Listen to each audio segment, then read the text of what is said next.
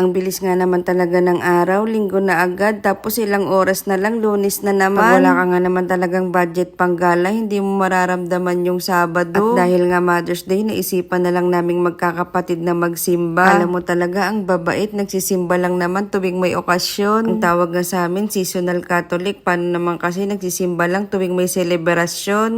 Pagkatapos nga naming magsimba, sabi ko kain na lang kami sa labas para hindi na ako magluluto at maghuhugas at tinatamad ako ngayong araw. Ang bigat nga ng pakiramdam ko ngayon, pero ganito talaga yung nararamdaman ko. Nangihina ako kapag petsa de peligro na. Buti na lang mas pabigat ako kaysa sa pakiramdam ko. Buti na lang may budget meal na kainan dito, 60 pesos lang, mabubusog na ako. Nag-order na nga pala ako ng kakainin namin ni Ninang Thea, tapos inabot ko na rin yung bayad namin kahit na last money na yon dahil 2 days pa bago sumahod. Biglang pumalakpak nga yung tenga namin dito, paano naman kasi nagsalita yung kapatid ko, sasagutin na daw niya yung kakainin namin, pumalakpak. Dali-dali ko nga binawi yung binayad ko kay ate. Baka mamaya magbago pa isip nung kapatid ko. Ayos, na-save pa yung 120. May panggastos pa kami ng 2 araw bago sumahod. Abay, tinodo na nga nung kapatid ko yung panlilibre. Sinamahan pa nga ng soft drinks. Kung alam ko lang naman nilibre pala tong kapatid ko, sana doon ko na lang pala sila inaya sa may Unli Seafood, sa may dampa. Uy, abuso yarn.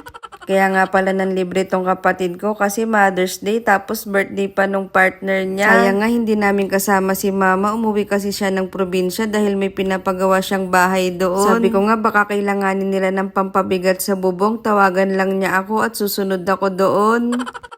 Sa halagang 60 pesos, may pares ka na, may sinigang ka pa, sinamahan pa nila ng soft drinks dahil nga libre to, sino bang hindi matutuwa? Iba talaga ang ngiti kapag ka nakaisa, first bite, approve agad. Oo nga pala, dito pala kami kumain sa may Auto Inc. sa loob ng Amparo Village. Ang ganda rin dito kasi kapag ka naisipang mong magpa-car wash habang naghihintay ka, pwede kang mag-food trip. Siyempre, hindi nga lang siya katulad ng mga overloaded pares na nakikita nyo sa Facebook. Pero kung pang budget meal lang hanap mo, try mo dito, masarap din naman siya lalo na kapag ka libre. Aminin mo, mas masarap talaga pag libre, 'di ba?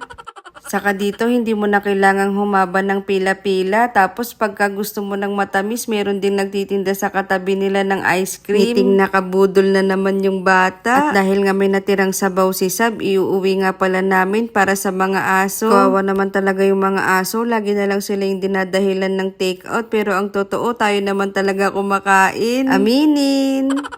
Cheers para sa mga mahilig magpalibre at para sa mga sabaw na iuuwi. Habang nag-i-edit nga ako dito, natawa ako sa pamangking ko. May pinagdadaanan pala siya dito. Bakit hindi siya nagsasabi?